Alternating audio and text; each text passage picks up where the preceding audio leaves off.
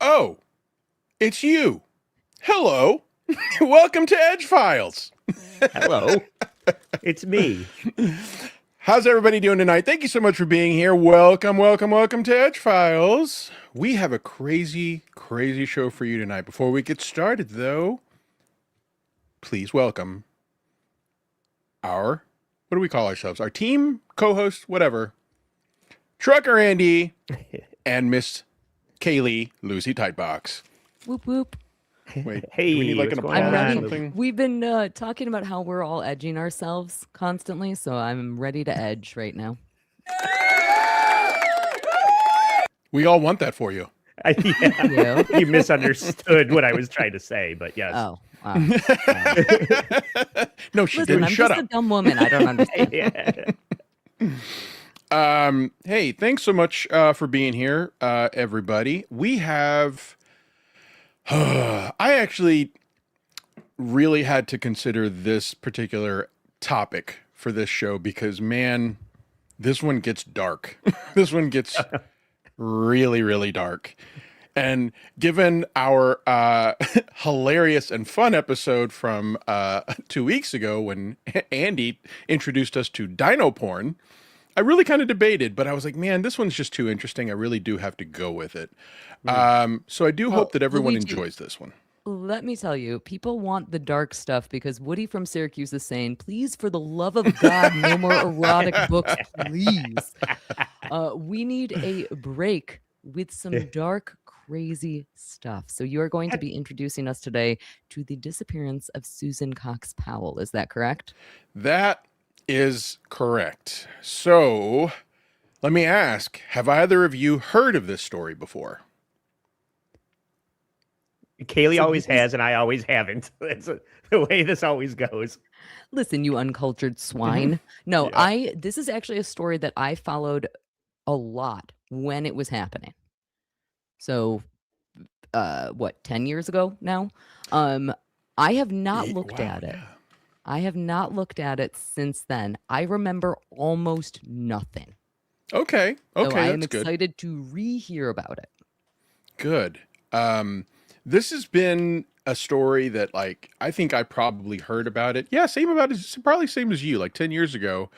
And I was just fascinated. I was like, wow, this is one of those stories that is so stranger than fiction. I mean, it is crazy and it takes a lot of crazy turns. And so I just thought it was perfect for this show. Remind me, because the last time you said, I don't know if I should do the really sad one or the really upsetting one. You had two awful choices that you were going to subject us to. Is this the sad or the crazy one? This one is probably a combination of both. It is crazy, but it's going to put everyone in a bad mood after when I'm done telling the story. And it's going to make you want to hug your loved ones. It's crazy and very, very sad. So I'm going to get my dino porn ready. Yeah. Or my hockey porn. I don't know. I think that's what makes this show fun, though, is you sometimes it's going to be wild and, off the wall, and sometimes it's going to be sinister, and you don't know what to expect. So I'm looking forward to hearing about it and crying afterward. Awesome. Okay. Well, let me give you just a quick rundown, an overview of the story. My mouth is not working. Mine either. Dino porn. Now you make me wonder, what did a dino penis look like? Oh, yeah. Like the corkscrew style, like a cat? I mean, you can't help but wonder. Really? At least me, anyway. Can't speak for anybody else. Okay, so what this story involves is a woman named Susan Cox Powell, who was, and you actually, let me give this part of the overview, and that this is going to actually cover so many topics, but almost every topic that we find interesting. It involves Mormons, murder, conspiracy, sexual deviancy. I'm listening. Do I have your attention? Yes. It's nuts. But basically, here's the story. Susan Cox Powell was a member of the blah blah. I think I got it working now. If it was only that easy for women. Listen, the ones that don't have teeth are also great. So, Susan Cox Powell was a mother of 2 children, married to a guy named Josh Powell. They were both Mormons, lived in Utah, originally raised in Washington, Susan was, and she disappeared in 2009. And what's crazy about this story is that that's not where the story ends. Typically, where when we hear any kind of disappearance story, this one starts at her disappearance because a lot of crazy things happen after she disappears. Oh boy, it gets nuts. So that's the overview. I always love, I just want to kind of talk about this a little bit. I love the idea of somebody disappearing and us never having an answer to that. That always, again, that kind of leads us into our Edge Files fun stuff kind of thing, because that is the mystery of what the universe is. How does somebody yeah. truly disappear in this world? And so that is why I'm so excited about this episode tonight. And I'm going to tell you, this one is probably a little more unique in that we have a lot of clues to really kind of suggest exactly what happened and how and who was involved. We just can't prove it. A lot like, I don't know, like O.J. Simpson. We all just kind of know what happened. Like the Bob Crane one. Yeah, they pretty exactly. much assumed that it was the partner, right? So you're going to be talking about all the gloves in the Susan Cox Powell case tonight? That's the OJ. Before we get into the package, I do just want to say that Hunter Duke is here. Hunter Duke and the lovely Mrs. Duke, who I believe just had a birthday recently for $4.99. Thank you so much. Came here for the host, staying for the gay hockey and the kinky dino talk. It will be hard to beat the last episode. Yes, Luigi. That last one was pretty great. Yeah, but this has Mormons, and it didn't like Ruby Frankie and Hildebrand and all this come out of the same area. There's something going on there. I just can't guess what it is, what the problem could possibly be in Utah with all these people. But that's another good one. I actually just recently watched a documentary about Frankie and Jody Hildebrand. That's a good one too. Mm-hmm. It's awful. That's also awful, by the way. That is awful. But that one has lesbians. Yeah. Well, yeah, but Jody Hildebrand is one of them. So take what you can get. In prison, yeah. So I am ready to get started if you guys are. All right. Let me throw this package up here. Josh Powell. All right. That's what I said. We are going to just cover this from the very beginning to talk a little bit about Susan and her husband, Josh. And I'm going to probably have to stop it a lot because it does get a little confusing.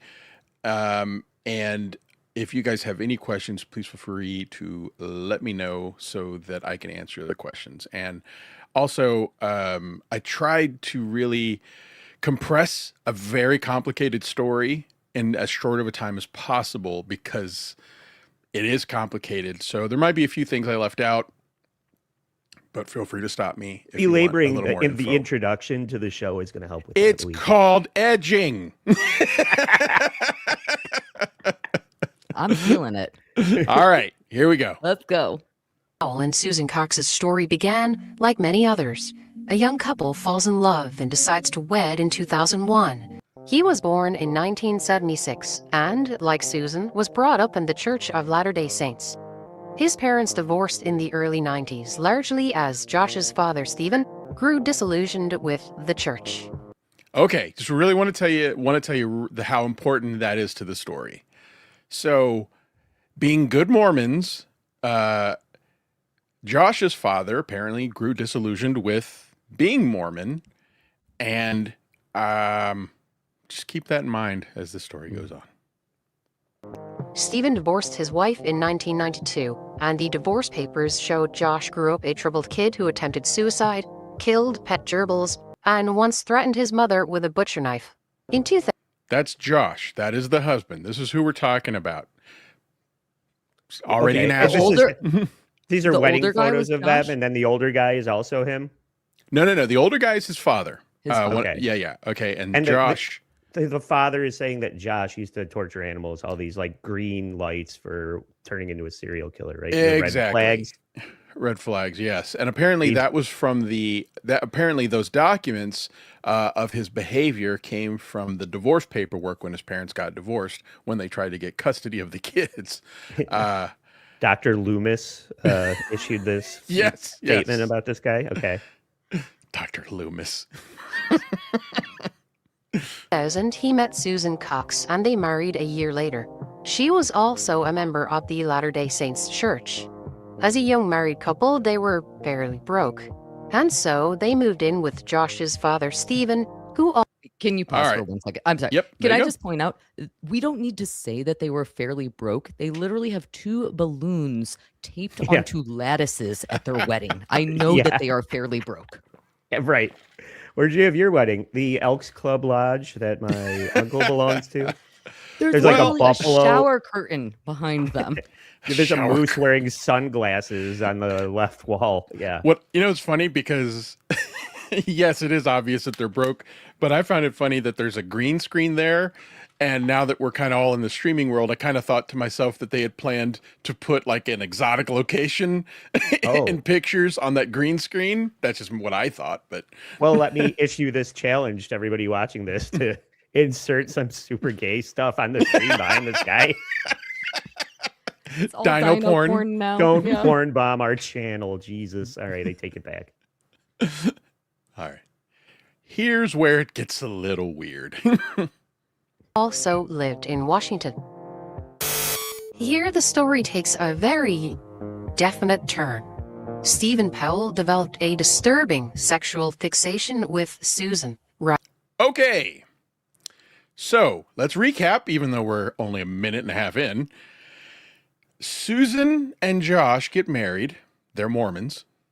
And they're broke. So they have to move in with Josh's father.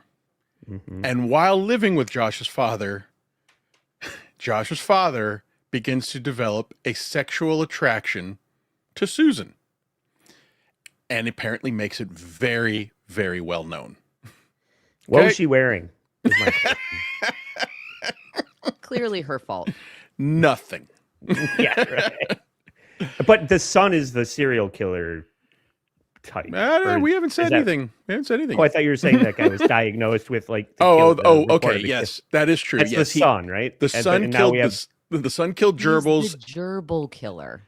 and then threatened his mother with a butcher knife. So we have psycho son and pervy dad is what we're dealing with here. That's what we're dealing with. Okay, I follow. Writing 17 notepads detailing this. He starts writing journals talking about his obsession with Susan. And I cut this part out because I wanted to read this. This was apparently directly taken from his journal. And I'm going to read this aloud. I got it, don't worry. But I just want you to think about the scenario in which a couple moves in with a parent and the parent writes this. We'll talk about how this gets exposed later, but here we go. I know some people would think I am strange or even sick for collecting articles of Susan's lingerie, but try this one on for size. I just went to my Susan drawer and sniffed a small wad of her hair. That's definitely never happened to me ever before. Oh, hold on. I'm sorry. I thought that was a period there. I sniffed a small wad of her hair that I took from her hairbrush. Yeah, okay. Not that he mined from her lingerie, right? That's disgusting. Well, Well, there are reports, and I didn't include this in my video package because apparently Oh. they are disputed or not entirely clear. But apparently he did some pretty sick shit in which he collected her used tampons Okay. used sanitary pads. It's all. It's not just her. The hairbrush she only uses Right. for a giant bush that he's He getting the hair from. He It's collected them also and cataloged any- them with dates. I'm not kidding. Used Again, stamps definitely on never November happened to me.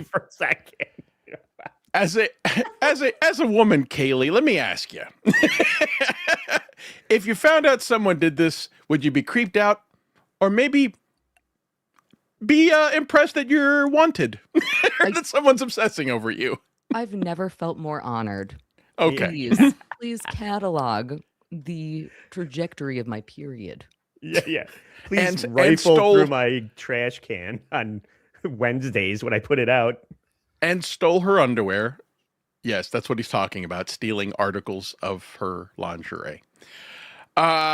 Yes, and now you're also living with this person, and he makes it clear to you that he is attracted to you. So, if you want to call this attraction, not just a sickness. But apparently it got really, really weird. All right. So then... He would follow her around, filming her on a camcorder, spied on her while she was in the bathroom, stole her underwear, read her diary, and posted love songs about her online. creates love songs. Well, that So one we real. enjoy. Yeah, I Don't want to hear steal our that. tampons, but I would like the love songs. Yeah. Yeah. And then videoed her without her knowledge while using the bathroom, and then apparently had hidden cameras in the house. Where's the Yeah, mom? again, in that one's all kinda of mid. this? The mom, I mean, they're divorced. Remember, the mom and the So, dad yeah. are divorced. So she's So not. she's not in the picture. She's not in the picture. I believe she lived in a different city. Can't remember exactly what her story was, but she was right to get away. Let's just Well, say if I all know that. anything about people that move away from Salt Lake City, it's because they got sick of Mormonism and are trying to get as far away from it as possible. So Oh yeah, that's probably what it is. And this is happening in Washington State, by the way. Okay. Yeah. So So the mom's in Florida. Gotcha. this sounds like a Florida story, though, doesn't it? Yeah. All right. It gets so much worse, folks. This is the beginning. The fact is, I can hardly control myself when it comes to her, he wrote. What has driven me in the past year is primarily lust. I have never lusted for a woman as I have for Susan. I take chances sometimes to take video clips of her, which I watch regularly. How I would love to kiss those lips, he wrote in his notebooks. Throughout other journal entries, Stephen wondered if their 31-year age difference would be an issue, and he cut out several newspaper articles that discussed age gap relationships. So he makes it known to her. He says, "Hey, look, I know you're married to my son. Come on." Yeah. Why should that stand in the way of us having a sexual relationship? Look, I saw this article about, I don't know. I saw this video on Pornhub. Al Pacino and his wife and Mick Jagger and his wife. I mean, come on, it can work. And starts apparently presenting these things to her along with his songs he's singing on the internet. Kaylee, I don't know that I've ever seen you more creeped out, and I'm starting to feel like you're creeped out at me. So No, let me know that you're not creeped out at never. me. Not at you. I just don't like the drawers. But I will say, Rumpled Trenchcoat, a Columbo podcast, has a very good point. I know that he is a disgusting creep. Thank you again for the $5. But I admit that I'm a little envious of his organizational skills. A whole Susan drawer categorized hair by dates. I could not possibly agree more with that. I never give men drawers, no matter if they are 31 years older than me. It's very impressive that he committed that much to her. Well done, sir. I agree too. I'm like, man, having to keep like an actual catalog with dates, that sounds like a lot of work. Yeah, as soon as it turns into homework, it stops being fun. Not for this guy though, but for me, I mean. So I never Right. keep a diary of all the women that I stalk. Give me more creepy stuff, please. Oh, here we go. Ask and you will receive. Creepy, miss. He seemed to take steps that hinted that he would somehow have a future with Susan, who was married to his son. Stephen wrote about selling his home after he learned she thought it was too dark. If Susan one day agreed to marry him, he explained, he would be able to buy a different home. I am still convinced she loves me and is sexually attracted to me, wrote Stephen. So it is now gone to him saying she wants me. Well, he maybe also this wants is to a buy her a new dickhead. house. I'm in again. All right. Andy. I mean, this is a dickhead thing to say, but I don't see what the fuss is about. Anyway, Susan, Go on. Still would, but I don't know. I don't know what the fuss is about. He must have walked in on her taking a dump. with no clothes Oh! on, You don't know what the before- fuss is about her? You mean? Yes. Oh, yes. I was like, the fuss is he's a creep. No, I know. Yes. That's the problem. But She kind of looks like a garbage pail kid, if you ask me. Andy, But whatever. you don't like that smile? Look at that smile. yeah. Miss Ing, that's her garbage pail kid name. We got another one from Rumpled Trenchcoat. $2. Thank you so much. Hey, Dad. Remember the gerbils? Back off. Mm, Ugh. yeah, never forget the gerbils. He also allegedly made comments that he and his son could share. Did you hear that? Apparently, he says, "Look, I'm only an amendment to the package. You got my husband. You have my son. I'll just stick around. We share you. Come on. How's that sound?" Yeah. Gross. Susan. In 2003, he confessed his feelings to her. And guess what? She recorded it. Yeah. He confesses, Yeah. and she was This is very, very smart. Me. Yeah, There I was you go. going to say, this is DabbleCon 3. Let's hear this. Folks, if there's anything where we're going to see a sharp decrease in our viewership, it's going to be right now. I'm already getting cringe. You should. I'm getting embarrassed. I'm pre-embarrassed for this guy. A cringe that we're boner? about to listen. Yeah, no. No. It's more of anti-boner. I'm already embarrassed for this guy. Here we go. I'm probably wrong, but I'm really falling in love with you. And, I don't know. I mean, for the last year and a half, you're about the only thing we can think about.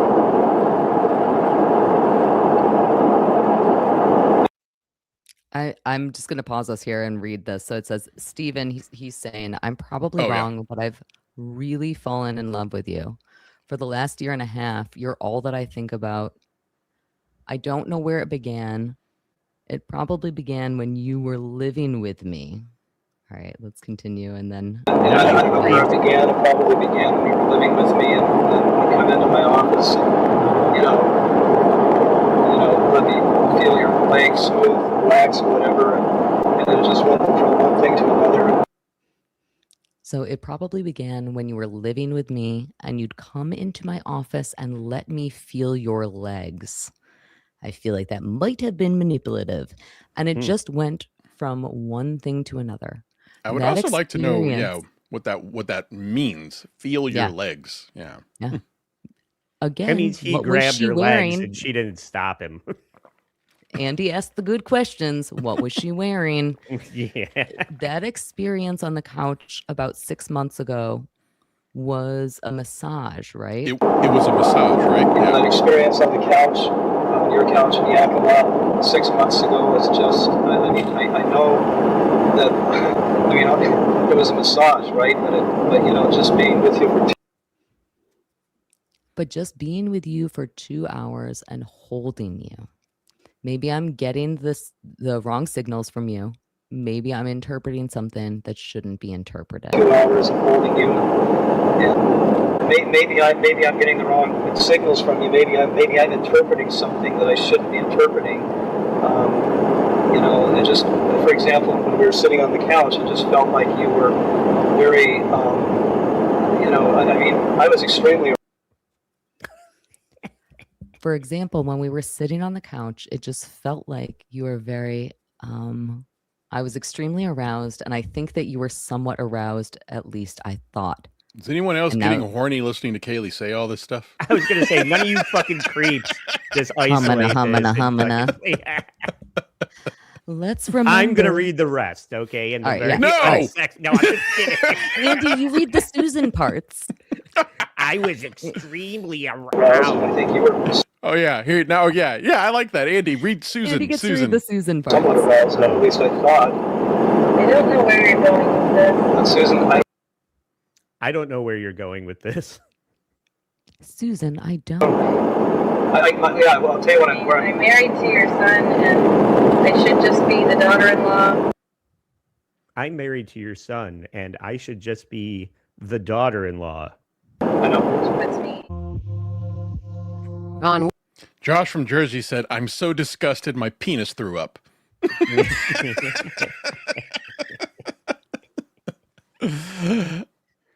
All right, so this is still only the introduction to the situation, folks. Susan and Josh move in with Josh's father, Stephen, and he confesses his, I'm not going to say love. This is so gross. His Mental obsession. illness? Yeah, his mental illness with her, and makes it very well known to her. one occasion, Stephen tried to kiss Susan, and And then one night he tries to kiss her. And apparently that went too far for Josh. so Josh and Susan thought it for the best. They move out, and after they left, Stephen sent Susan a package featuring photographs of naked men. I don't know. Not him, though. I don't have enough details. I tried to look up some of the details of that part of the story, but I couldn't really find them. But supposedly they move, and guess where they move, Andy? Florida. Utah, Salt Lake Oh. City. Oh, actually, this was in Washington. right. Yeah. Not, it's actually a suburb of Salt Lake City. I forget what it was called, but we'll hear about it in a little bit. But yes, they moved to Utah because they are grossed out. Yes, from her, Josh's father, and he decides to send her some sort of care package with. But it's so funny that it's other men. I don't know. It's Again, even like, I'm I know back I look in. like a Ziploc bag full of oatmeal, so here's some pics that I stole off my friend Trucker Andy's phone. Here's some pretzels, some candies that you like. Oh yeah, dicks. I don't really My son understand isn't- it. My son's not packing this, right? What a creep. SLC. What is SLC? Salt Lake City Cup. Salt Lake City. Got it. Got it. Thank you. West Valley City. Somebody here knows. Yes. West of Salt Lake City. West Valley City. All right. So here we go. we got a super chat from Woody from Syracuse. I changed my mind. Go back to dino fucking. Yeah, right. Oh, this gets so much worse. Careful what you wish for, Woody. They moved to West Valley City, a suburb Hey. of Salt Lake City. Susan and Josh went on to have two sons, Charles, born in 2005, and Braden, born in 2007. Now, Susan and Josh's marriage was not by any means perfect. There was tension, for example, due to the fact that Josh refused to attend church with his wife and two children. Also, money tended to burn a hole in his pocket. He filed for bankruptcy, claiming more than $200,000 in debt. And I cut out a little bit there that talked about how he was very controlling. And when it came to money, As we just heard, he wasn't very good with it and declared bankruptcy, but apparently Gino. and apparently was overbearing with controlling Susan's spending. Like basically he would spend money on really stupid shit. Like he was apparently trying to start some kind of career in IT, and he bought like some real crazy expensive IT equipment, but then he was trying to become a DJ. He was taking DJ lessons. But would ask her to submit all of her spending to him in writing every day. And Sounds would like tell Mormonism. her yeah, it does, doesn't it? I was And just then- gonna say sounds like men, but whatever. Same thing. Well, apparently he was also a real dick about it and would be like, well, you should eat less. And Sounds like men. Oh, good advice too. yes, Yeah. he's worried about her health. But we can't substantiate all that, but just saying it's part of the story. Use less teeth was another criticism that he had. I've been was just cataloging your knocking them out. tampons. Yeah, I've been cataloging your tampons. Do you have to constantly have these? Yes. Yeah. I take after my old man in that way. He was also being extremely controlling towards Susan. Susan confided in her friends about her fights with Josh and how she wished the two could seek counseling. In a letter to loved ones dated June 28, 2008, Now back to the issue of her recording her dad. She was so fucking smart with her suspicions. She starts telling her friends and puts it in writing what she has experienced and how she feels, and even warns her friends and family, I think this guy might be capable of murder. And puts Can it I all say in that writing. It's also creepy that people are still sending handwritten letters in 2008. I haven't sent a handwritten letter in I don't know the last time. Maybe it was Elementary school. 2008. It was Yeah. probably 2008. Yeah. Yeah. Yeah, and again, this lady was very smart and good for her. Susan would reveal a where darker it got her, side to though. her husband, explaining Well- that she no longer trusts him True. and warned how if something happened to her, it may not be an accident, even if it may look like one.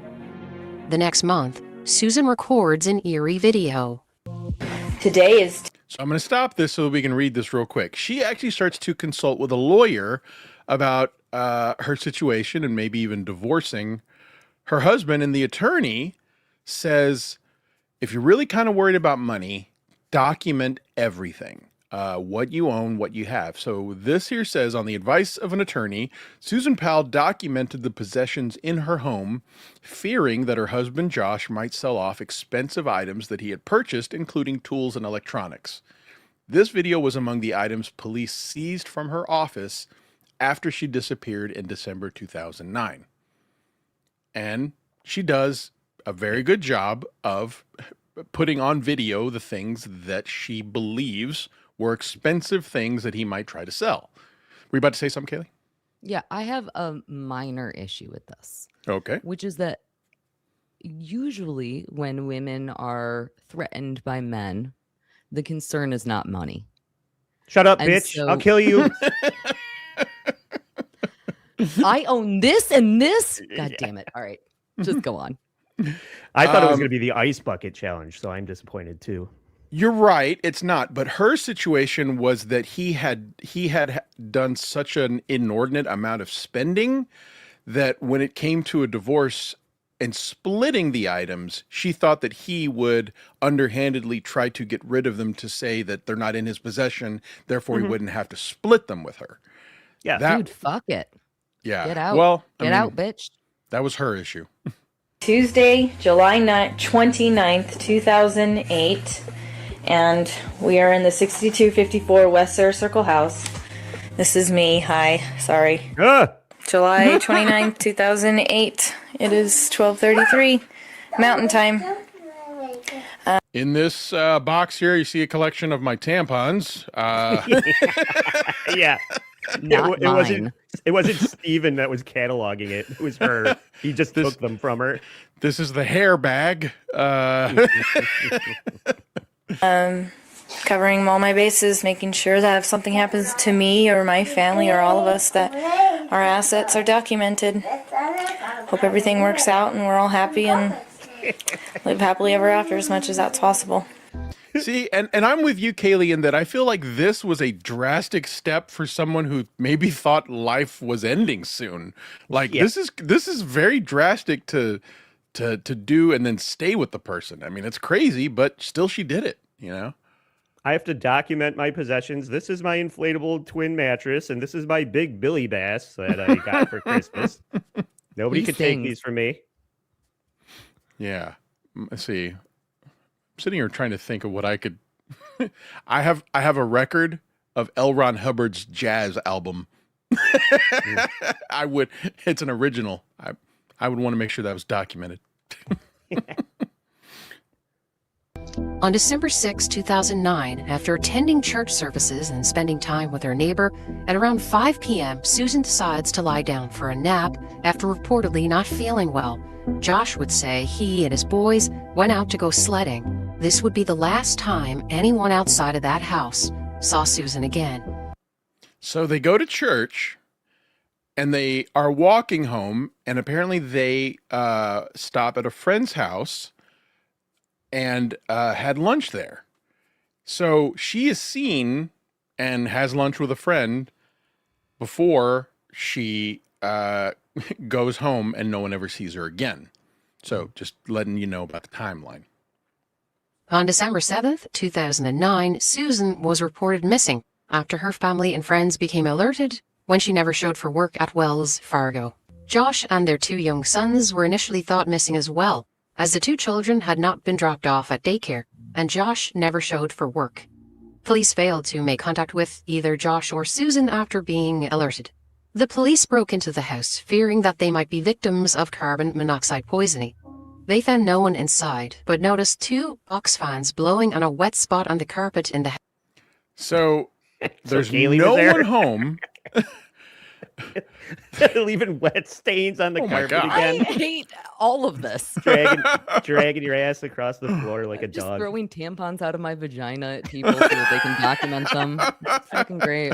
It's fucking great. A box. Where did you find this video? Because the Irish woman going Faith and Bigora, can you believe she's not here? Oh, you know what's It's funny really is throwing me off. it's actually it's a video with an Irish man, and it was so thick. I tried to put AI to actually even out the tone so that it was more understandable. No, I mean, I've met Husey. This is what Irish men sound like. Thank you. Super gay. I Hit the like do- button. I do want to point out, Amber Alert is bringing up a very good point that I, as an asshole misogynist, did not realize. She says, I think that she was planning for a divorce. So, like, that's the intention of writing that or of recording that video, Right. where she's saying, like, these are all the things. She'd be alone and have 2 kids and she didn't want him dipping out and never paying any support, like some other asshats that we may or may not know. Mm-hmm. Yeah, what do you don't know anything about divorce. Stop acting like No. you know. I don't know anything about kids and divorce. That's for sure. So yeah, so the police show up because of doing a check where they think that maybe everyone's dead from carbon monoxide poisoning because she doesn't show up for work. It's now Monday, by the way. She doesn't show up for her job. He doesn't show up for his job, and the kids don't show up for school.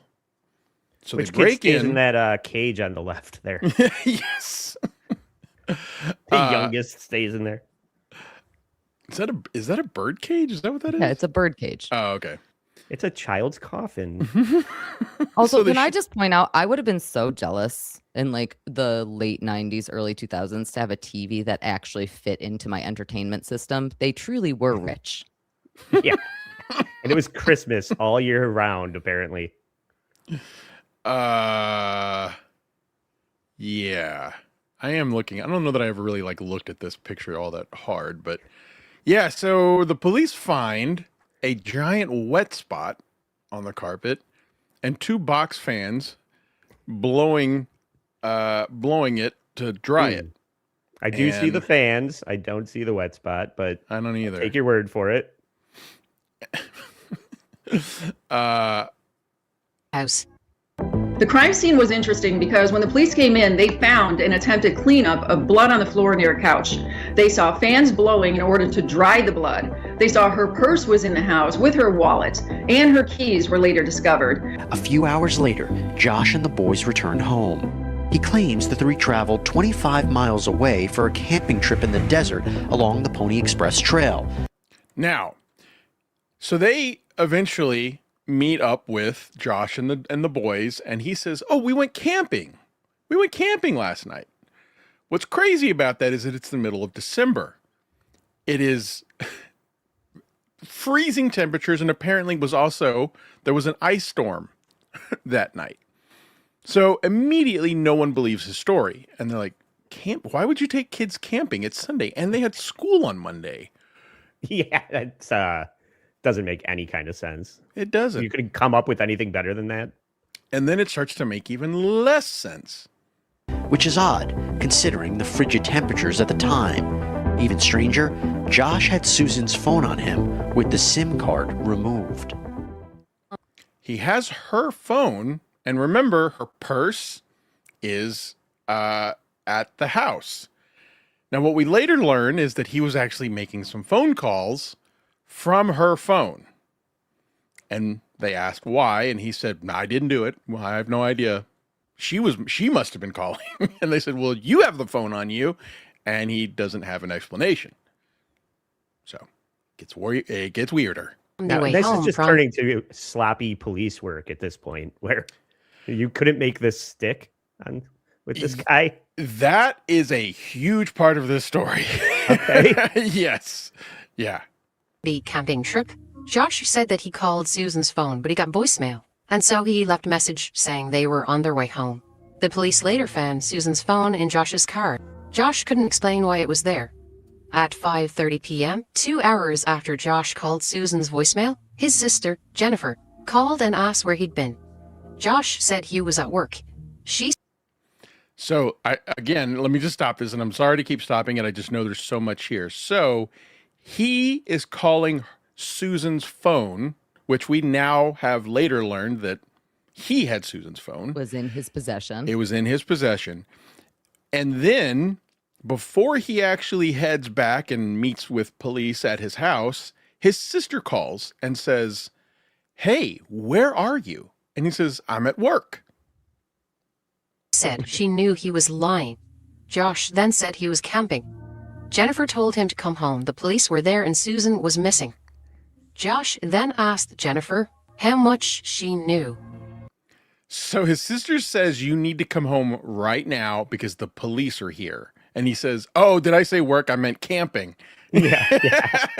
I'm at work. Well, I'm at Monroe Muffler Break, and you're not here. Yes. Oh, well, they sent me on a business trip into camping, a KIA, Yes. where I'm meeting clients. I'm on a business trip in the middle of nowhere, calling myself like I'm to Vince the lawyer sock accounts.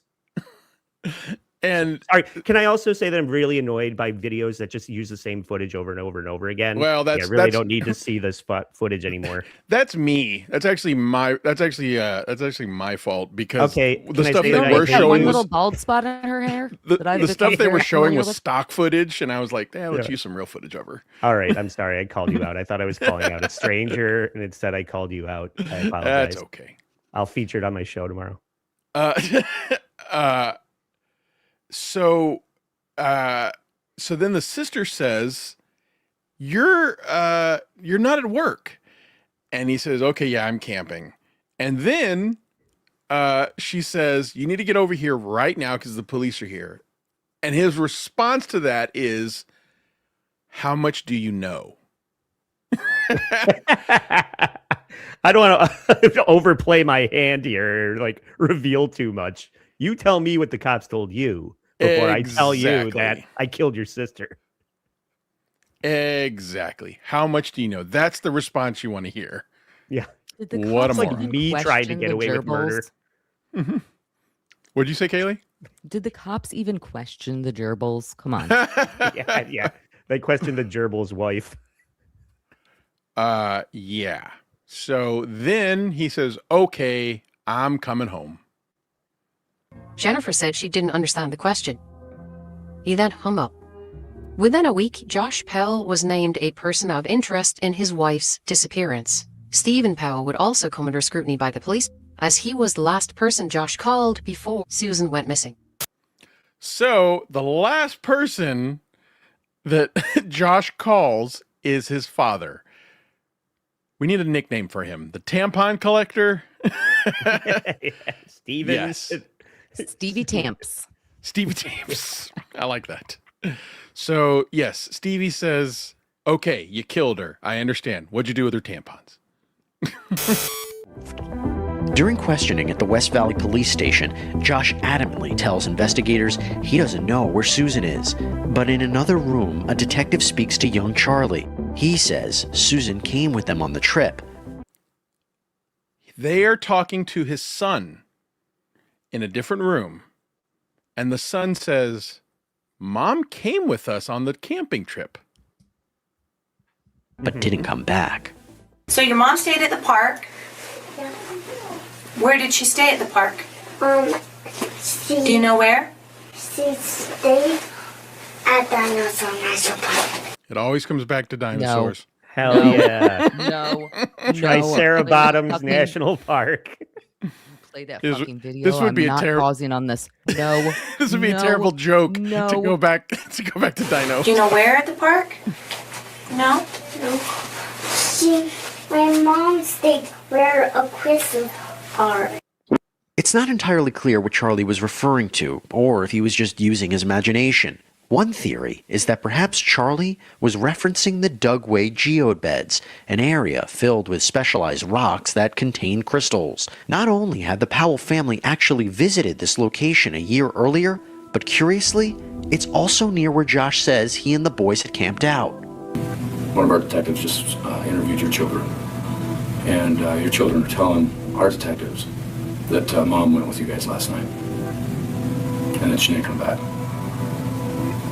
She did not go with us. Okay. Well, with that, just getting that information, you're not going to go anywhere. I'm not going to let you leave. Investigators conduct a search of the desert, but find no evidence that Josh and the boys went camping.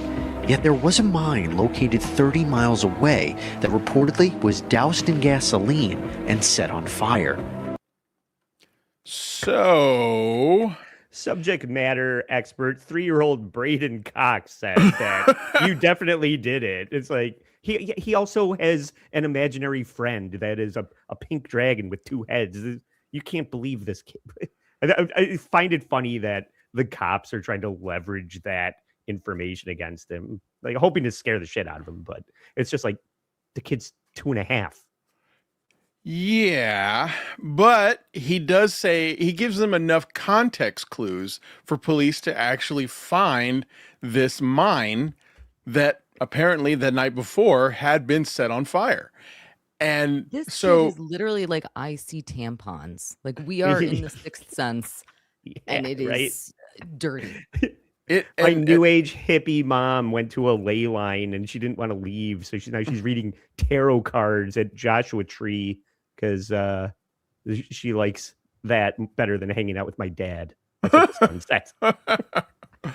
So you're right. I mean, there's no reason to believe a 3-year-old, but the 3-year-old actually gave enough clues to point them in a weird direction where they find more interesting things. But, I'm sorry, Yeah. you guys are in the legal profession, so just for my own train of thought, when the cops are interviewing a kid without one of the parents present, that's not admissible in court, right? They're just trying to scare the shit out of the guy and say your kid told us exactly what happened and get him to confess. That's the only value of doing this, right? Because like I said, they couldn't interview this kid without a parent present or a lawyer present. No? Well, not necessarily a lawyer, but you are right about the parents, but the parent is the suspect. So I know, but I'm are just saying it would there never are hold up in exceptions. court. Any good lawyer would get that anything the kid said thrown out of court. So there are plenty of exceptions, not only based on state, and I know this not from my legal profession, but just because of my interest in true crime. There are plenty of legal exceptions where a child can be interviewed. It can potentially be used in a court filing, specifically because the parent has consented to it. And in a lot of situations like this, so again, I don't know about this particular one. In a lot of situations, a parent will consent to it thinking this will help exonerate me. So and that guy seems very stupid. So yeah, this is, To answer your question, if they ask this kid a direct question and they said, tell me that the sky is blue, a direct question, and whatever the kid answers, you're right. It probably won't be admissible because the kid is, 3 and has an imagination. However, he just dropped enough hints that gave the police spots to check and things, context to go and investigate themselves. So I think that there's a better chance of that being held up in court and by saying, hey, he mentioned this, and so we took a lead, and then we actually did find, burned up mine. Right. We found something that gave us suspicion that maybe what he said was true. I guess it is kind of a flip of the coin, but still, I think there's probably a 51% chance that'd probably be admissible if it led to, evidence. Let me hit a couple more super chats, and then Luigi, you're going to take us back in because Sorcerer is here. He says, for $2, Dino Anatomy aside, awesome break from the Dabbleverse. We all need that. And another $2. The 2008 financial crisis hit everyone differently, huh? Yes. I started collecting tampons. So did somebody else's father. I don't know. Yeah. I got robbed at gunpoint. That's a different episode, though. Oh, boy. Also, Sorcerer, Trucker Andy and I are going to get to meet you again in Atlantic City in just a couple of weeks. So we will see you there. Hell yeah. Interestingly, Josh allegedly told a work colleague on a previous occasion that the best place to dispose of a body is down a mine shaft. Oh, yeah. Apparently, he liked telling people that when he's going to kill his wife, he's going to throw her down a mine. And so you combine that with what the kid said, they start putting pieces together. It's kind of my catchphrase when I walk out of a bar. I always tell everybody, I'm up to throw my wife down a mine shaft. The irony, right? Alice, down the mine shaft. Why I oughta? Yeah. Shaft. A friend remembered Josh saying that if you knocked a little of the shaft loose, it would all come tumbling down, what she said. And no one would really want to travel down That it is a very because they are erotic all shot. so Jesus unsafe. fucking Christ. Josh Talk also about learned tampons. that there were many abandoned mine shafts in Utah's West Desert. It also came to light that 2 years before Susan's disappearance, Josh took out a $500,000 5-year term life insurance policy. Wait a minute. That sounds like motive. Yeah. Dun, dun, dun. And a $500,000. I like this new footage that you've inserted, but I got to say, now I miss the old repetitive clips. I want to see her putting her makeup on again. I want to see her putting in her tampons. Kaylee wants her shaft, please. Dollar rider for Susan. Josh? Hey, I'm Chris Johnson. How are you? Okay. Yeah. How you doing? I know this has been difficult for you. What's on through your mind today? Well, I've been trying to figure out what I can do so I don't sit idle. The police planned on questioning Josh again. However, on December 19th, 2009, a week after his wife disappeared, he retained the power of attorney and became increasingly uncooperative with the police. A few days later, he took his sons to Puyallup, Washington, to stay with his father, Stephen. That's a weird, I know that sounded weird, but that is actually how you pronounce that. Puyallup, Washington, I believe it's called. Let me look it up. Yeah, Puyallup. Puyallup. Got it. Okay. Puyallup, Washington. It's, yeah. You say tomato, I say tomato. Right. I don't know. I really don't know. I'd never heard of it before this. But who lives in Puyallup, Washington? Daddy. Tampon collecting Steve. Ugh. for the Christmas holidays. On January 6th, he returned with his brother Michael to pack the family's belongings, indicating that he was moving permanently to Puyallup. There, Josh lived with his 2 sons, his father Stephen, his brothers Michael and Jonathan, and his sister Alina. There, using the website susanpowell.org. Now, there is a website created called susanpowell.org. Okay. It was initially intended, I guess, to help with gathering people to get information on Susan Powell's whereabouts. Oh boy. But listen to this. Josh Powell proclaimed his innocence, spouting conspiracy theories about what really happened to Susan. Josh starts using it to spout his theories on what happened to Susan, even claiming she had run off with another man. This was all posted anonymously. He also wrote that the allegations against him and his family were due to them speaking out against the Church of Latter-day Saints, 1992, and the divorce. Oh, shit. I actually hit the wrong thing there. There you go. You're good. So who does he start blaming? The Mormon Church for the disappearance of his wife. Seems believable. Right. Why not? That Why is wouldn't exactly it be? the thing that I blame for all of my life's problems as a Jew. Yeah. That is literally anytime anything goes wrong, I'm like, it was the Mormon Church. Yeah. Anytime I try and get dinner started, that's who I blame when they come to the door and bother me. But, Anytime I serve dinner, that's who I blame. I just tried to go to susanpowell.org. It's not available anymore. I did too. Do not click on anything on that website. Yeah. It's all dino porn now. Even claiming she had run off with another man. This was all posted anonymously. He also wrote that the allegations against him and his family were due to them speaking out against the Church of Latter-day Saints. Stephen also backed up his son's theory that Susan had run off with another man, saying it was probably Stephen Kocher, who disappeared in the same area. Saying, I wish it was me that she had run off with, but it's not. Yeah. And this is like OJ's If I Did It website. Yeah. Where he's just like, could have been Putting the anybody. glove You know, on. could have been aliens. And supposedly in the same area, this guy named Stephen Kocher, who was a journalist, had gone missing. And it was a well-publicized disappearance case. So Josh starts trying to connect the two and says, I think she ran off with Stephen Kocher. He sees an opportunity and starts trying to make that the scapegoat. That's smart, honestly. That does not make any sense. How No, many it doesn't. tampons did Stephen Kocher collect even? Because I feel like the answer is 0. This story is so convoluted. And I mean, this is a story I've wanted to do for a while, just because I'm telling you, this is one of those stories that is just so stranger than fiction. No one could come up with this. We're not done yet.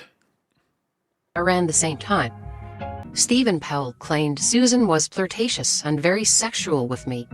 Allegations her family and friends completely rebuked.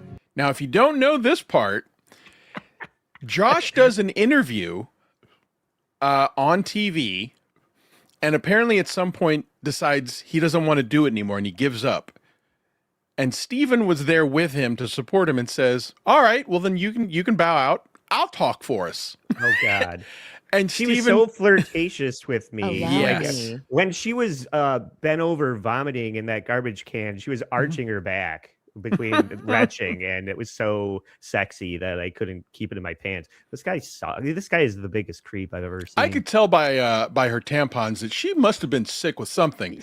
Yeah. She knew I liked tampons, so she put 2 in once, and it was better than 2 Super Bowls. I mean, this guy's a creep. I mean, how else do you say it? He's a fucking creep. And so, yes, he starts saying, well, look, she came on to me, and I think she wasn't satisfied, and I think she ran away. Just starts saying a bunch of nonsense. Okay. Buckle up, folks. That was definitely a very one-sided infatuation. Josh's younger brother Michael also became a person of interest in this case when police discovered he had paid. What'd you say? her carpal tunnel bowling glove is so sexy. Your I saw diary. I love carpal tunnel gloves now. I'm gonna jerk off with one on. Ugh. And he was And like, she's giving me a hand job. he was like, let me rub your wrist. Let me help you. Yeah, looks like your wrist is really sore. Why don't you take that thing off and let me smell it?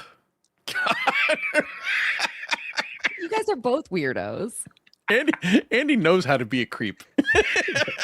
Also, Rempeltench Code is coming in again with another $2. Stand back, son. I've got this. Oh, yeah, she wanted me. Everybody is a freak, is what I'm learning tonight. So here's a new character in the story. Me. Josh is Andy's tampon collection. Andy puts like googly eyes on tampons. Guys, don't visit my Etsy shop. They're not for sale, really. I just want to show them off. Somebody has to do that, right? I've seen some crazy art.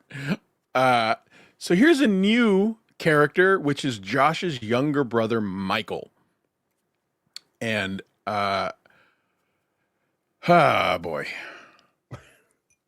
Oh, wait, we got another super chat from Zen. Hey. This is a story I wanted to do for a while, says Luigi Greenberg. Every episode. Hi, Andy. Hey.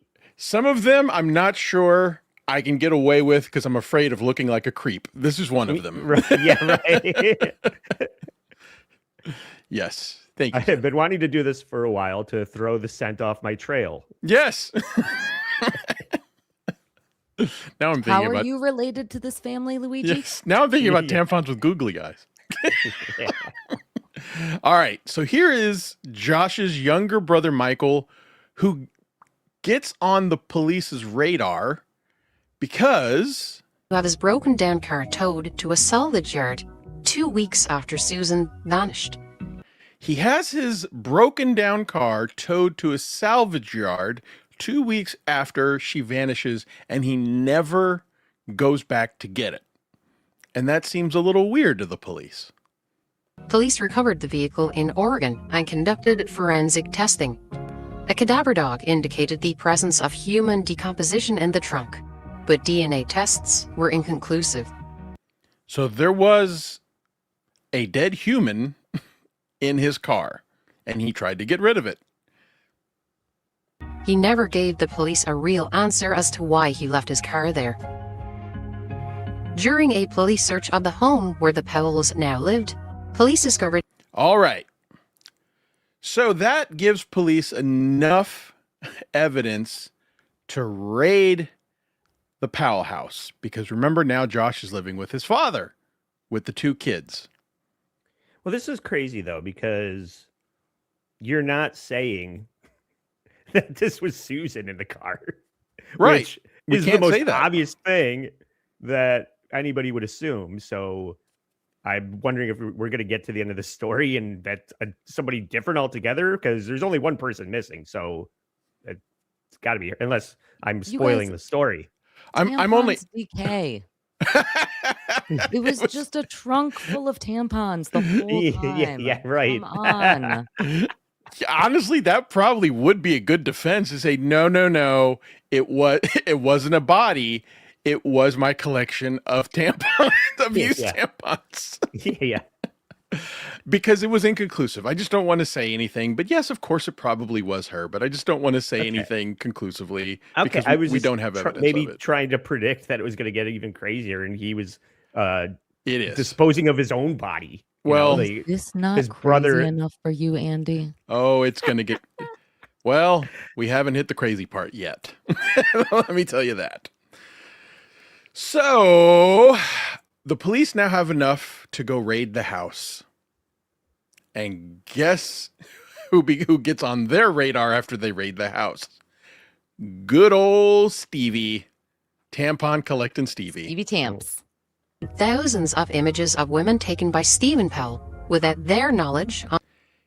He wasn't just doing that whole filming Susan on the bathroom. Apparently, this guy was making a habit of it, of He was, various like, women.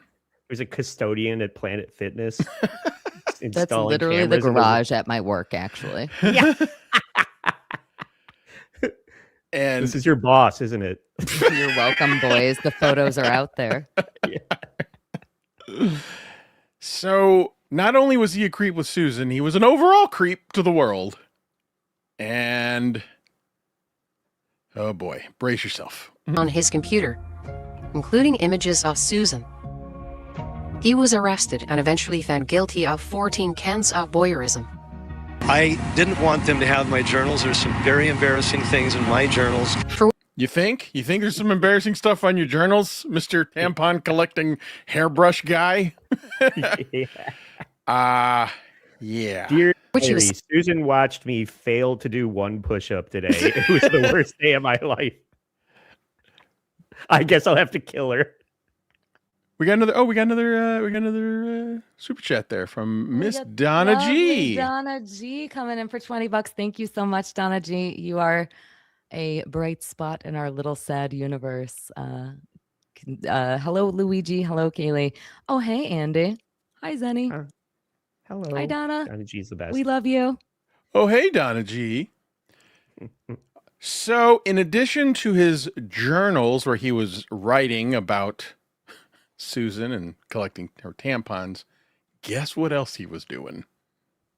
Sentenced in June 2012 and sent to prison. He was making video journals of himself. Oh boy. Making out with a pillow that has Susan written on it. And we have one of these video journals. Here we go. Quick one. Wait, Oh. Zen, back in with $10. Thank you so much, Zen. Oh, hey, Donner.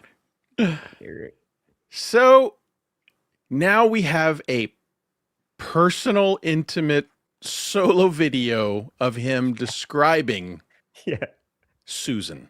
It's Can we talk about his bedding and his artwork for 1 second? It looks like a hotel, doesn't it? I'm in, It's- baby. He's I'm about back to, in. he's about to make out with a pillow wearing Susan's underwear and a wig made out of her real hair. Ugh. Stapled I to like it. stapled to a That'd be funny if it bed wasn't bath too beyond. true. No. Now, folks, if your skin hasn't peeled off from the cringe yet, here we go. Was probably the most erotic experience I've had in my entire life. I just You should get out more. hate to say it. I mean, of course, I haven't had that many experiences, but Susan has been feeling ill. She had a cold.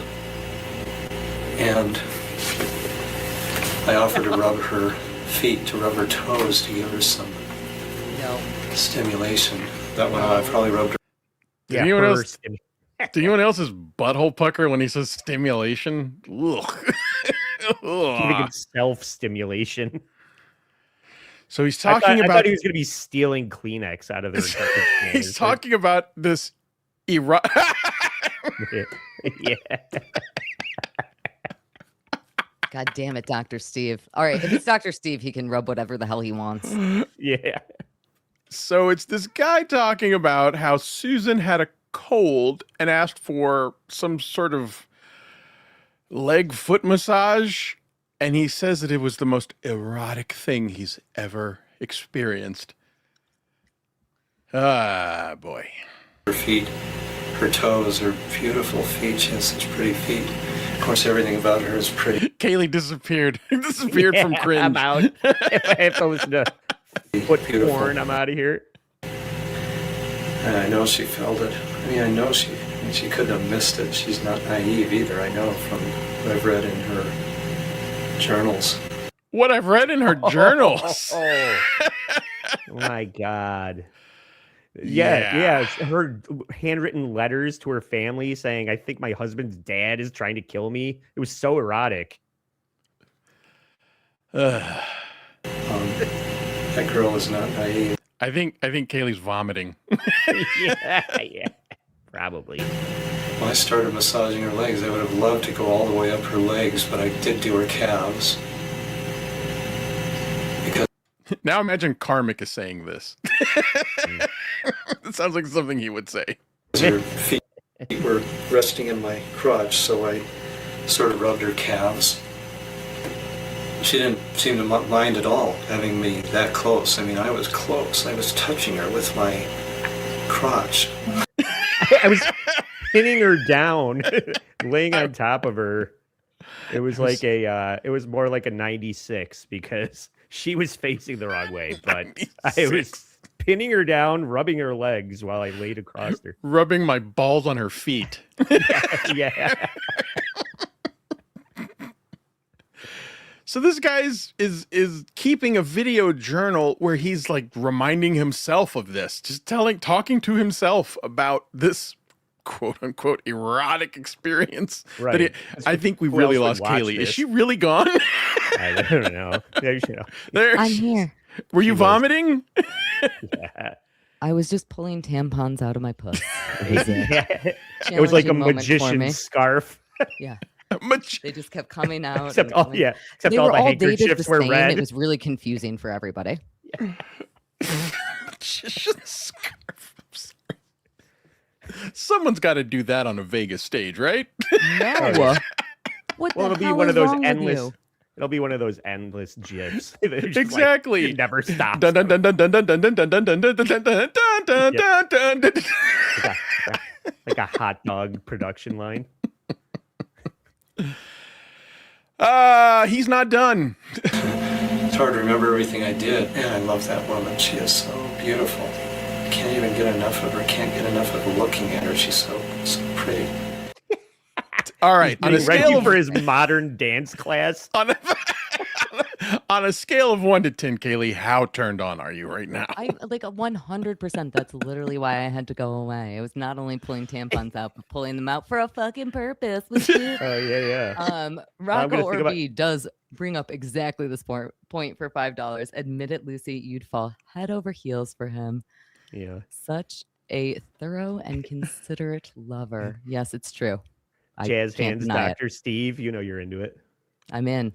Let's go, baby. Jazzy Steve. We got another one a little further up. Thank you. Oh, it's Fiore. Thank you. $5. Woo. Fuck yeah, Kaylee. More famous than Tony. Can't wait to see you make fun of him more this year. He and I actually just filmed a new review together, so that will be coming up soon. I hardly made fun of him. I'll do better. Who? Tony from Hack the Movies. The very famous Tony from Hack the Movies. Husey Entertainment coming in also for $5. Whatever the hell they do over there in Ireland. Hopefully this doesn't come across as sexist, but I'm pretty sure that the Fellowship of the Ring traveled across Kaylee's front. What? I don't even know what that means. Thanks for Neither do narrating I, the but video. Hit the like Thanks for button. narrating. Yeah. Good narration, Husey. Thank you. I did see one comment that I really appreciated, which was someone, Jeff Moss says, I wish he would have said, "Oh, Debbie," during the journal. No. God damn it, Jeff. For the Howard Stern fans who get that joke. Oh, Debbie. All right. So the police find this creep and Stephen goes to prison. As a result of this, Josh lost custody of his two kids, and they were sent to live with Susan's parents. Despite motive. Okay. So that is a big part of the story, is that because Josh was living with a creep, he loses custody of the two kids. Yeah. The kids were quoted as saying, best day of my life. Yeah, pretty much. Grandpa's a weirdo. Yeah. He's got a closet full of hair and tampons. It smells like cadavers in here. Yeah. Gross. God, why do creeps have to? Yeah, what? I get that's what makes them creeps, but seriously, like, where do you keep a big bag full of used tampons and hair? Like, The sock drawer. I don't know. I'm not closing my closet right now. Whatever, losers.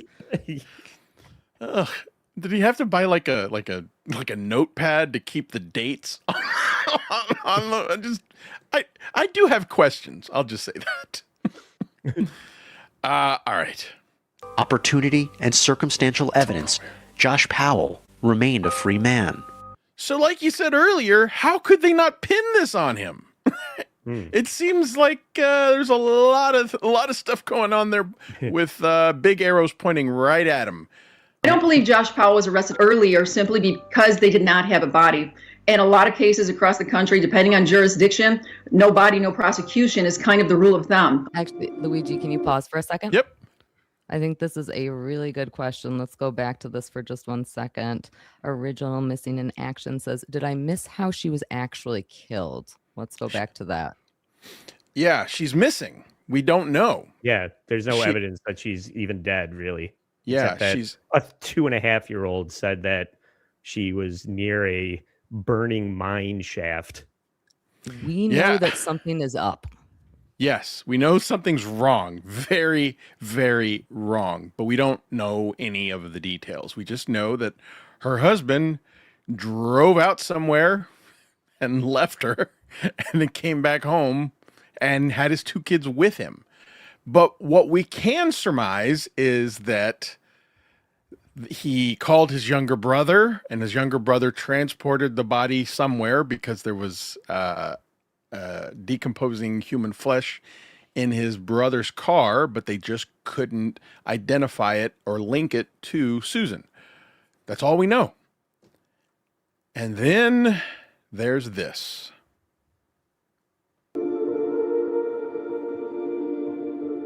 Social worker Elizabeth Griffin Hall, who was contracted by the Department of Social and Health Services, brings 7-year-old Charlie and 5-year-old Braden on a supervised visit to see Josh. When the boys run to him, he reportedly says that he has a surprise and immediately locks Griffin Hall out of his house. So there's a social worker that is scheduled to bring the kids to him because he doesn't have custody. He has to have supervised visitation with his 2 kids. The social worker brings the 2 kids to his house, and he meets them outside and says, I have a surprise for you inside. And they run inside, and he shuts the door and locks out the social worker. But I think I need help right away. He's on a very short lease with CSHS, and CPS has been involved. And this is the craziest thing. He looked right at me and closed the door. Are you there? Yes, ma'am. I'm just waiting to know where you are. Okay, I'd like to pull out of the driveway because I smell gasoline and he won't let me in. You want to pull out of the driveway because you smell gasoline, but he won't let you... He won't let me in. He won't let you out of the driveway? He won't let me in the house. Whose house is it? Kids in the house and he won't let me in. It's a supervised visit. I understand. Whose house is it? Josh Powell. Okay. Okay, how long will it be? I don't know, ma'am. They have to respond to emergency, life-threatening situations first. The first available deputy... Well, this could be life-threatening. After Griffin Hall hangs up, Can you pause Josh for a is... second? Yes. So this social worker did everything that she was supposed to do. Yep. Social workers are mandated reporters, and she, as soon as she realized that something really icky was happening, she called the cops. She said, I am concerned, and you need to get somebody out here immediately. Yeah. But she's got Lou Costello on 911 who's like, who? What? Who's on? Where? The guy fucking, it's like pulling teeth, getting this guy to understand what the fuck's happening. I edited that down, by the way, just to be clear. But to Kaylee's point, she did everything right. Yeah. So the 911 operator was an even bigger moron than what we just heard. And I think I did cut this out, but he was reprimanded because he was such a moron. But apparently she did everything right. Yeah, she told him the address, told him exactly. He just kept asking why, what's the situation? And she's like, get someone out here, because he killed his wife and now he's going to burn his children alive with him. This guy, the 911 operator is pissing me off. I'm like, oh no, at a loss for words at this point. But I don't know that anybody would have made it on time to save these kids. But that guy is a fuck up. Social worker is just jealous that he didn't steal her tampons. Also, what it comes down to. So right now, Steve is in prison, by the way, And he gets convicted, and yeah, I mean, this social worker really didn't do anything wrong. Yes. Home suddenly bursts into The house flames. bursts into flames. And were you calling about the fire in the 8200 block? Yes, he exploded the house. Ma'am, Yes, do you know he exploded the house. do you know the exact... And he blew up the house and the kids. The kids and the husband and the father were in the house. Yeah, yes, he slammed the door in my face. Investigators.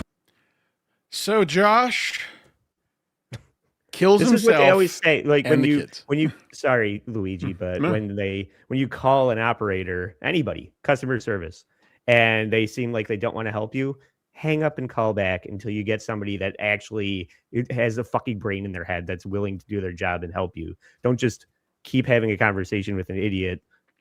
Call back and talk to somebody that knows what they're doing. But I don't know the details, but that does sound like what she did, which also goes again to her trying to efficiently solve this problem or get someone out there, which is she's like, look, look, dipshit, you're not fucking helping me.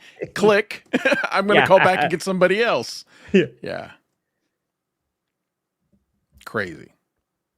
Would later learn Josh, Charlie, and Braden died as a result of carbon monoxide poisoning. But prior to the explosion, injuries to the boys' necks and heads indicated Josh attacked his sons with a hatchet. All of this occurring while Griffin Hall tried to get help. She made a 911 call. That call took about 6 minutes. He didn't dispatch somebody for 8 minutes. And after the dispatch, it took 13 minutes for the police officers to actually arrive on the scene. By that point, the house was already exploded, the children were hacked up, and everybody was dead. So the fact is, during the 911 call is when he should have been making the dispatch to the police officer on the street, providing the address, and allowing the police officer to decide the sense of urgency of that call, not leaving it in the hands of the 911 dispatcher. The 911 dispatcher, whom Griffin Hall spoke with initially, would receive a reprimand, and he himself regretted the way he handled the call. You think? You think? Yeah. He just kept saying, "You sound hysterical. Are you on your period?" Yeah. And can I get some of that? Let's go. That's, I mean, God, you're not even joking, man. Like, it's pretty much how he treats her. He's completely condescending. He's acting like she's making a big deal out of nothing. You're a 911 dispatcher. If anyone is entitled to make something out of nothing, it's a 911 dispatcher. I know. Correct me if I'm wrong, though. At this point, we're still in that little podunk town, right? This is, Polyub, Washington. The town that we don't know how to pronounce. Right. I do feel like in these sorts of towns, they don't necessarily know how to handle situations like this. This is probably not a call he's been familiar with before. I'm going to make excuses for the man in this situation. It doesn't happen every day. Yeah. It's complicated, you know?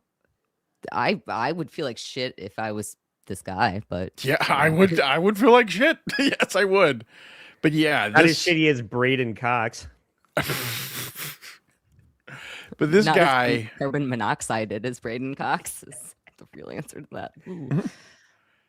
Yeah, he locks his kids in and attacks them with a hatchet and then blows his house up. And we still don't know what happened to Susan. He said it was a nightmare for him. Well, guess what? It was a nightmare for that entire family who lost those children. It's a living nightmare for the Department of Children and Family Services person who made the phone call that she's going to have to live with the rest of her life. We begged them not to let them go to that last visitation. So the grandparents who had the custody of the kids say that they actually said, please don't leave them alone with Josh, because we think he's capable of anything. My wife asked them, I asked them, I called up and said, he will kill them, he will kill them. And we had told them that, and they said, don't worry, we got it covered, we have a supervisor there. And then they're gone. How could Josh Powell kill his very own children in cold blood? And why at that moment?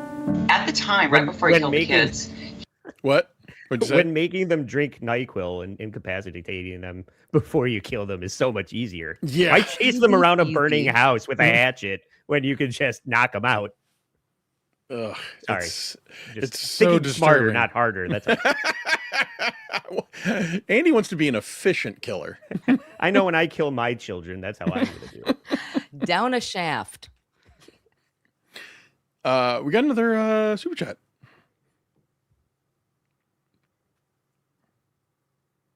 Rumpled trench coat here for $5. Thank you so much.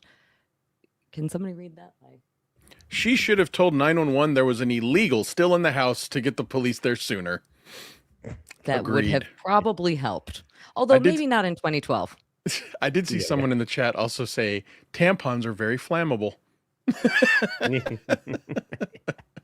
Yeah, I know. It's like a vinyl collection. So educational. So, of course, the question is why? Why would he have done that? And this was the family attorney actually giving what she believes to be the reasons. He was being ordered to take a psychosexual evaluation and to take a polygraph because they had found incest cartoon porn on his computer in Utah. So he had incest cartoon porn on his computer that was found, which, as far as I understand, is actually perfectly legal because of the fact that it's not real. But it was still alarming to the child services. I forget what it was called, Department of Child Services, and they said, "Well, we think this is enough to ask you if you're a creep," and he didn't want to take the test. I just love the idea of like two stick figures 69ing, and it says mom arrow, son arrow. Mom. Incest porn. That makes it so much better for me. Thank you, Andy. Yeah. But they're animals. They're like chipmunks. Yeah. That's probably what it was. Episode or issue 4 of Jug World. Yes. There you go. God, there's a lot of karmic parallels and similarities in here, isn't there? Yeah, it's a little too close. But the story's not over yet. There's still more. So the walls were closing in on him. And he was also disallowed on a motion to return the kids. And he knew there'd be a polygraph dealing with the death of his wife, the murder of his wife. So it was almost like a state-created danger in our mind. Josh Powell, who lost custody of his 2 boys after being suspected of killing his missing wife Susan back in 2009, killed himself and the children Sunday by setting the house on fire with a gas explosion. The fire and apparent explosion was so powerful it shook neighbors' homes and sent bits of insulation from the house raining down on the neighborhood. Friends and relatives of Josh told authorities that he'd contacted them by email minutes before the incident to say goodbye. Records also showed that he had withdrawn $7,000 from his bank account and had donated his children's toys and books to local charities the day before the incident. He was planning this. He had been planning this. He gave away his kids' toys, gave away money, called friends and family, and said goodbye. On February 11, 2013, roughly 1 year after the death of his brother and young nephews, Michael Powell died by committing suicide after jumping off the roof of a 7-story building in downtown Minneapolis. The brother, who had his car towed, 1 year later commits suicide. In July 2017, Stephen Powell was released from prison with time off for good behavior. He died from a heart attack in July 2018 at the age of 68. Police never found any evidence. What you're telling me now is that the bloodline is done, so we never have to worry about this ever again, right? Yes. Thank God. Thankfully. Well, there's a sister. God damn it. Yeah. Halloween 5. That he had anything to do with his daughter-in-law's disappearance. So police don't think Stephen actually had anything to do with the disappearance, but they do have a theory. Police believe that Josh and his brother Michael were responsible for Susan's disappearance, and likely his father Stephen had some knowledge of what happened to her also.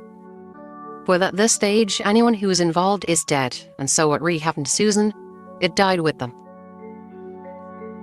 Susan remains a missing persons case, Squeak. but it's likely her body is down some mine. What'd you say? I said squeak. They had balloon animals. The balloon animals are going to start fucking any second. Phallic-shaped balloon animals, too. Mine shaft in Utah. There have been calls to have her legally declared dead, with the cause being homicide. Police closed the case of what happened to Susan in 2013, and likely unless some unforeseen information comes to light, we will never know what really happened to her. The people who did know are dead. And it is an incredibly tragic story, especially what happened to the two young boys. And there you have it. That is the story that we know of the disappearance of Susan Cox Powell. The grandparents actually sued the city and got a judgment because of that shitty 911 operator. Police work. Yeah. Yeah. And they won, but it's actually on appeal. So we don't know the final conclusion of it. Right now?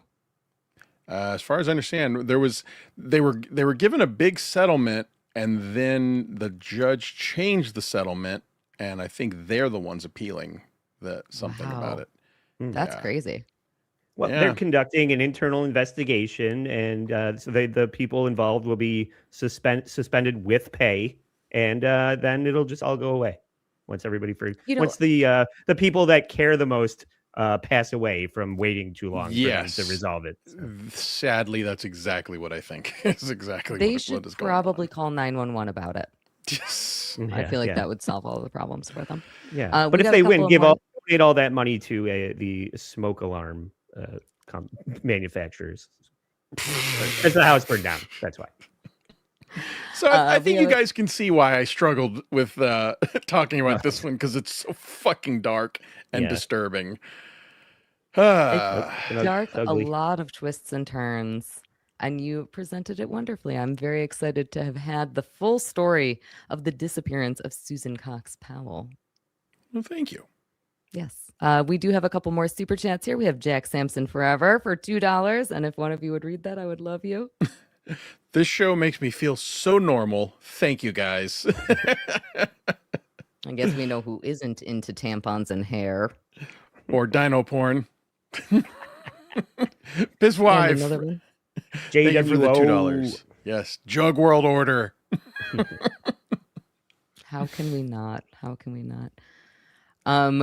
Yeah, you made me sad, but also happy that I'm not listening to hockey porn. So I thought you were going to say that you don't live in Utah. No, I'm moving to Utah tomorrow. Let's go. See, that's the weirdest thing about, having like interests in the dark sides of the world, is that they're not always easy to communicate, but they're still fulfilling in a way of, satisfying that, scratching that itch of wanting to know the weird shit that people are capable of.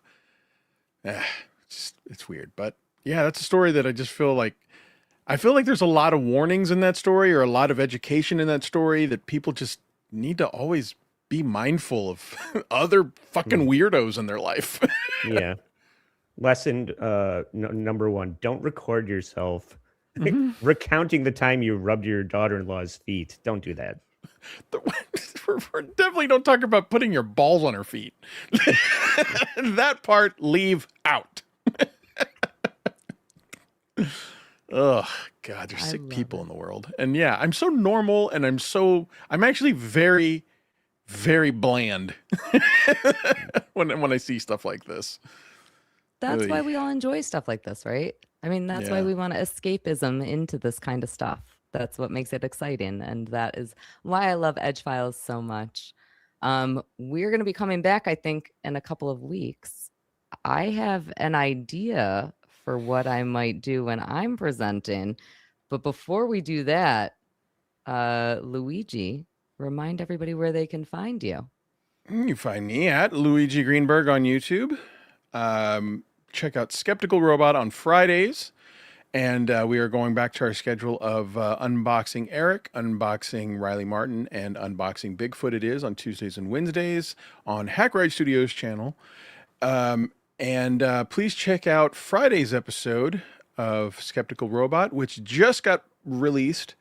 Thank you, DJ Electrify. That is one of the amazing hosts of Hack Ride Studios channel shows, and my friend DJ Electrify. And mine. Friday's episode of super talented. You'd be very, very lucky to have her tampons. Uh, I'd take them. I'd go to jail for that. This past Friday's episode of Skeptical Robot had a copyright strike, and I fought it, and it got released today. We're very excited. Pat Dixon joined us to talk about the beginning of the origin of the Satanic Panic of the 1980s, and it was a lot of fun. It was a pretty fun episode. This upcoming Friday, we're gonna, you know what? Let me just be honest. We were planning on talking about Dungeons and Dragons as the second part of the Satanic Panic, but we're not sure that we're going to have an episode. I just had a death in the family happen yesterday, and it might be throwing off our schedule. But we are intending, as long as nothing gets in the way, we are intending to have Skeptical Robot on Friday talking about Dungeons and Dragons. So. I'm sorry to hear that. Thank you for showing up for this, though. You did a great job. Thank you. Appreciate Amazing. Nobody would have guessed that you. This stuff keeps me distracted. Other than being sad all day. Sorry, boss. Trucker Andy. Thank you. Now that we are leaving off on that sad note after the Susan Cox Powell sad note, tell everybody where they can find you. Come forget your troubles over at the All Apologies Podcast YouTube channel, where tomorrow night with Joe Sixpack, I will be discussing Logan Paul, his little visit to the Japanese suicide forest, as well as his ill-fated crypto scam that CoffeeZilla brought up, and a few other things. I will say, Luigi, that I have been blocked by a certain douchebag that one of our lol cows that we feature all the time, has tried to stop me from shitting on him, and I'm going to double down. So it's not my Is it buddy. 4 letters? 4 letters. The first name is 4 letters. The last name is 4 letters. Yeah. So you're on his radar. Yes. That's fucking cool, man. So check that out on our YouTube channel. Subscribe there. And if you want even more content with my Sunday Patreon only exclusive co-host Nelly, you can join our Patreon for $3, and there's plenty of episodes waiting for you over there. Yay. bit.ly/stay sorry. Yes. That's 1 star. Double sorry. No. Sorry. You can find me on Once Over with Kaylee on YouTube, where I do movie reviews. I talk about the Dabbleverse. And you can also find me on Patreon. I've actually been very active on the Patreon this week and will continue to be. I just did a review of a double-headed dildo featuring our favorite attorneys, Taber Benedict and Susser.